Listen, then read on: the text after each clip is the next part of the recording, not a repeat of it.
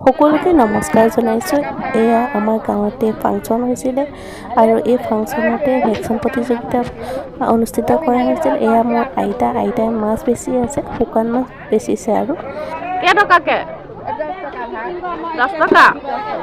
এক ভাগ মোক দি দিয়ক। অংকিত প্ৰতীক বৰা। নমস্কাৰ, মই এটা কবিতা আবৃত্তি কৰিবলৈ আহিছোঁ। কবিতাটোৰ নাম হ'ল পিঠা পনা।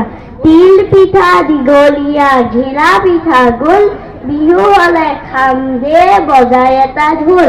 ৰাতিপুৱাই কাউৰীয়ে কৰে কা কা, কোমল চাউল দৈ গাখীৰ পকা কঁঠাল খা।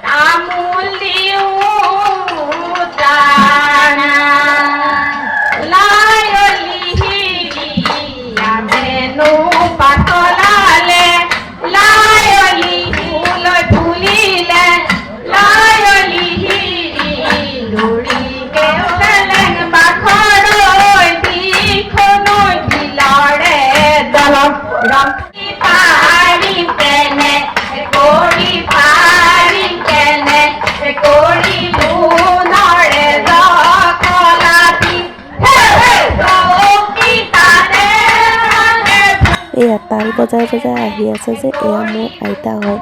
একদম পুৰা ফূৰ্তি আৰু আইতাৰ।